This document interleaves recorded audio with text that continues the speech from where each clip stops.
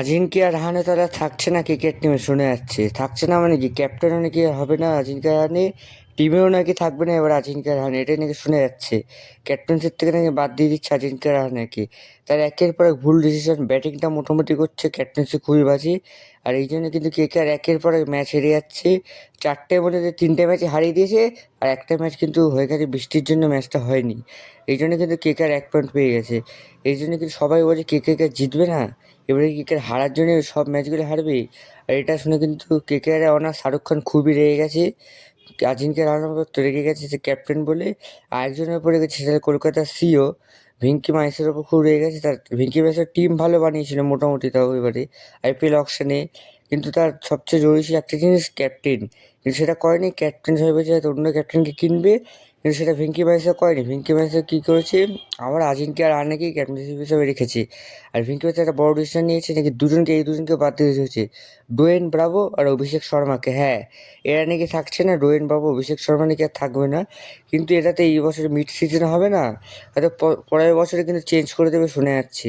এরা দুজন নাকি আর টিমে থাকছে না, মানে এদের দুজনেরও কিন্তু কোচিং খুবই বাজে এক্সপিরিয়েন্স।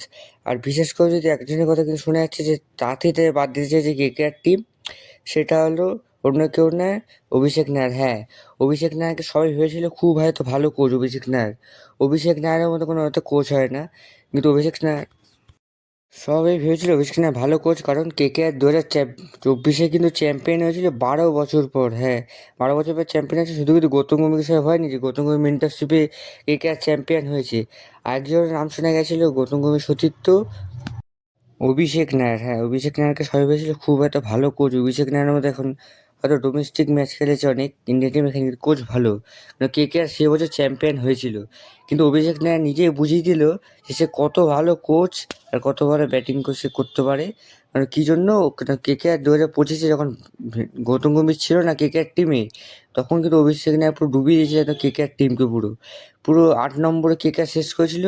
আর তখনই সবাই বুঝেছে যে অভিষেক নায়ার কত ভালো কোচ। এই জিনিসগুলোর জন্যই নাকি অভিষেক নায়ারকে কেকেআর টিম থেকে বাদ দিচ্ছে।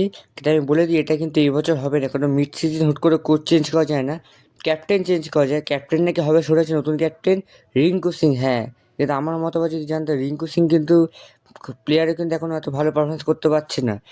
কোনো ম্যাচে করছে ভালো পারফরমেন্স, কোনো ম্যাচে এখন তো পারফরমেন্স নেই। লাস্ট মানে 2023-এ পারফরমেন্স করেছিল ভালো, তারপর থেকে কিন্তু পারফরমেন্স একদম খারাপ। ইন্ডিয়া টিমে কিন্তু অত চান্স পাচ্ছে না। এই জন্য কিন্তু রিঙ্কু সিংকে দেওয়া কিন্তু উচিত নয়। অনেকে বছর রাহানে থাকুক, অনেক বছর রিঙ্কু সিং কিন্তু ভালো ক্যাপ্টেন, কিন্তু আমি যদি বলতাম রিঙ্কু সিং কিন্তু অত ভালো ক্যাপ্টেন নয়। আর প্লেয়ার তো এখন নেই, অত ভালো ফর্মেও নেই, প্রত্যেক ম্যাচে 5-10 রান করছে। এই জন্য কিন্তু রিঙ্কু সিংকে ক্যাপ্টেন্সি দেওয়া উচিত নয়। কেন, যদি রিঙ্কু সিং ক্যাপ্টেন্সি নেয়, যেটুকু ব্যাটিংটা করছে রিঙ্কু সিং, ক্যাপ্টেনশিপ নেওয়ার পর কিন্তু ব্যাটিংটা আর করতে পারবে না। আর তোমরা যদি সত্যিকারের কেকেআর ফ্যান হয়ে থাকো, তাহলে কমেন্টে আমি কেকেআর লিখে যাও, আর ভিডিওটা লাইক ও চ্যানেলটা সাবস্ক্রাইব করে দাও।